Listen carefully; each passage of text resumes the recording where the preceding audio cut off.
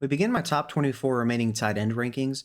Remember that players who played on Thursday night or if they're on bye are not included in these rankings. So if you notice somebody missing and they fit under that criteria, that's why. We begin with tight ends that I think are probably low end tight end twos. We have Tanner Hudson, Chigo Okonkwo, Juwan Johnson, Dawson Knox, and Mike Gesicki. Tanner Hudson's coming off a ton of utilization. The injury to Eric All is what spurred that, as well as T. Higgins being out. Same thing for Mike Gesicki. I think their usage is reduced with T. Higgins coming back, but I still think both of them are going to be used in this game. I slightly prefer Gesicki, but I think they're going to be used reasonably evenly.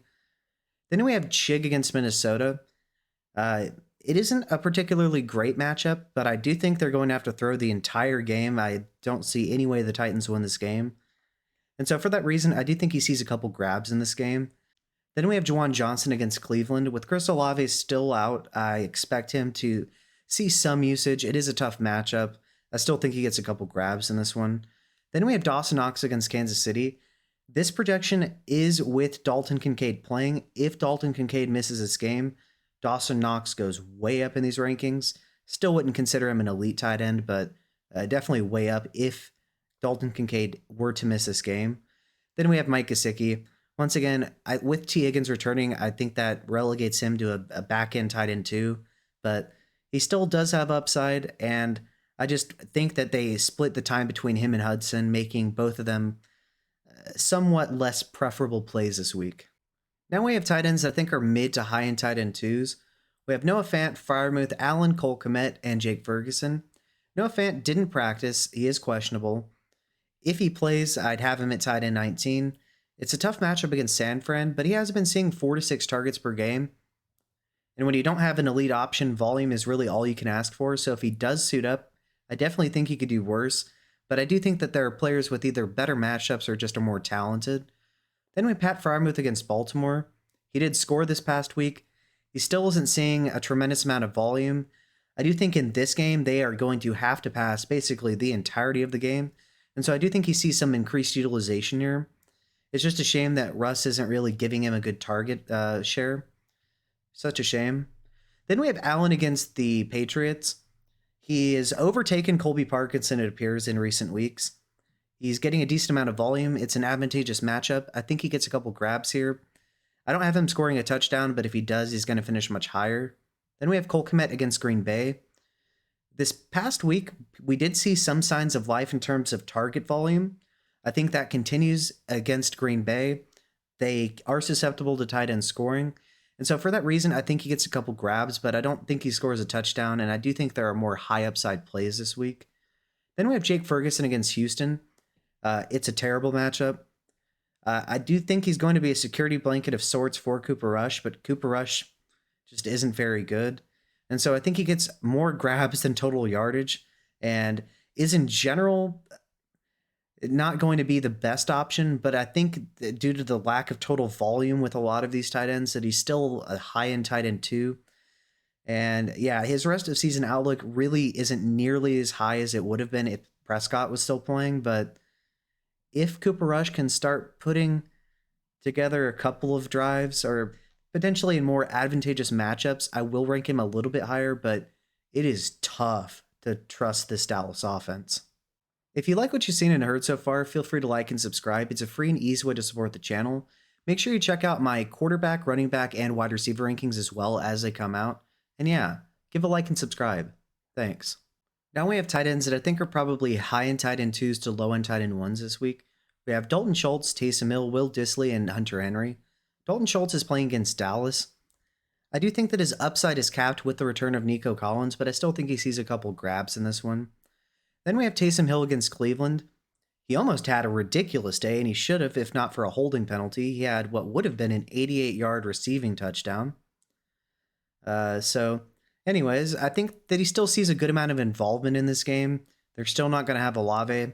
It is a tough matchup against Cleveland, but due to the fact that he has a chance to be a quarterback, running back, fullback, tight end, and potentially even a receiver at times, I do think he's a strong start as a high upside tight end too.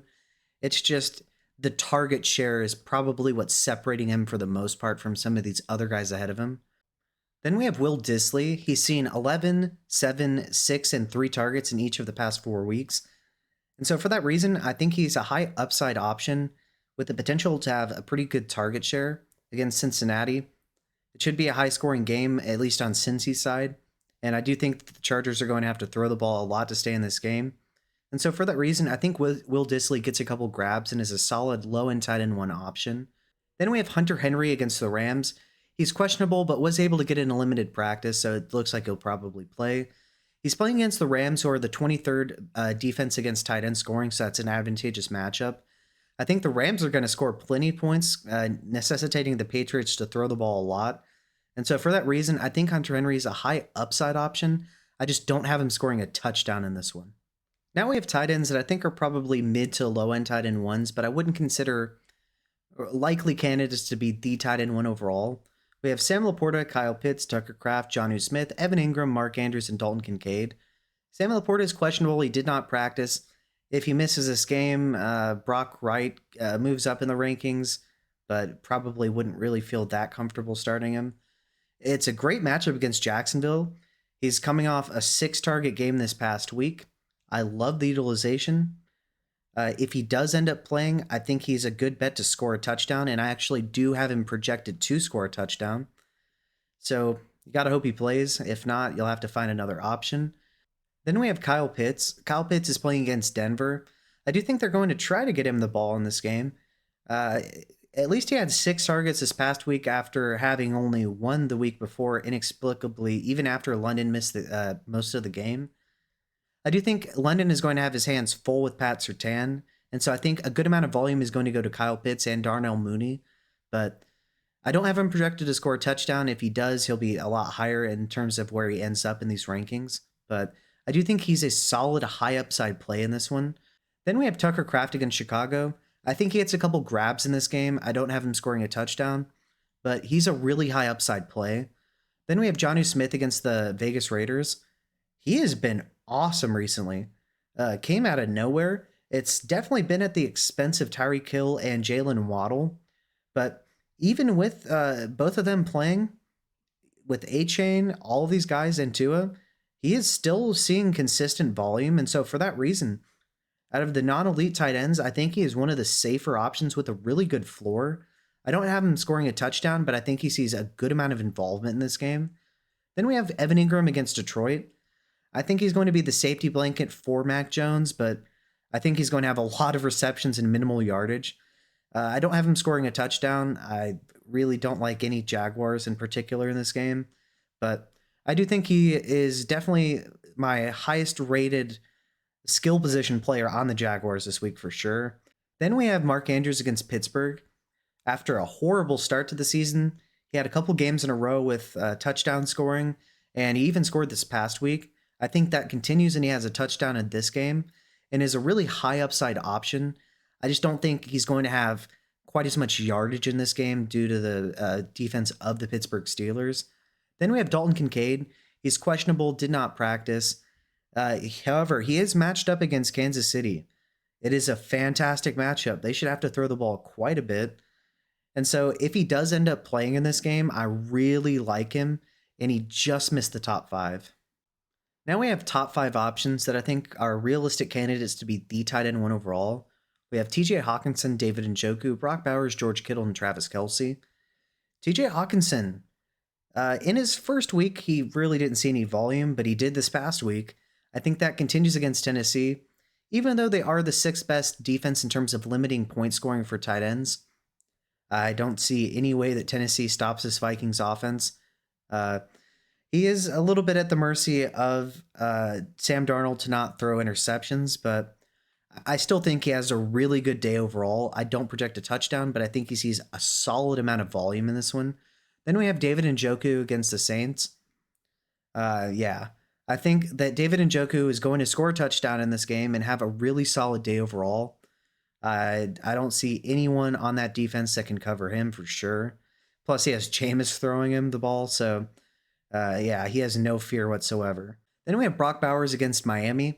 They are really tough against tight ends. They are the 7th best defense in preventing tight end scoring. It's Brock Bowers, though. He is the centerpiece of the offense. I think he sees an immense amount of volume in this game. I don't have him scoring a touchdown, but I think he is just going to be the entirety of the passing offense. Then we have George Kittle against Seattle. It's George Kittle. He's a great bet to score a touchdown. He's been one of the best, probably the best tight end over the stretch of the entire season. He is incredibly consistent, has sky-high upside, and I do think he scores a touchdown in this game. And finally, we have Travis Kelce against Buffalo. Fun fact, he has seen 12 targets in 2 of the past 3 games and 16 in the other game. I think the volume continues. I have him scoring a touchdown, and he is my top-rated option at tight end for Week 11. And so, in review, tight ends that I think are probably low-end tight end 2s this week, we have Tanner Hudson, Chig Okonkwo, Juwan Johnson, Dawson Knox, and Mike Gesicki. Tight ends that I think are probably mid to high-end tight end 2s, we have Noah Fant, Pat Freiermuth, Allen Kmet, and Ferguson. Tight ends that I think are probably high-end tight end 2s to low-end tight end 1s, we have Dalton Schultz, Taysom Hill, Will Dissly, and Hunter Henry. Tight ends that I think are mid to low-end tight end 1s this week are Sam Laporta, Kyle Pitts, Tucker Kraft, Jonnu Smith, Evan Ingram, Mark Andrews, and Dalton Kincaid. And then tight ends that I have as top 5 options that I think are realistic candidates to be the tight end 1 this week. We have TJ Hawkinson, David Njoku, Brock Bowers, George Kittle, and Travis Kelce. Alright, so you know the drill. Who do I have too high? Who do I have too low? Is there somebody that I'm not projecting for enough points that should be in these rankings? If so, let me know below in the comment section and let me know why. With that being said, if you like what you've seen and heard, feel free to like and subscribe. It's a free and easy way to support the channel.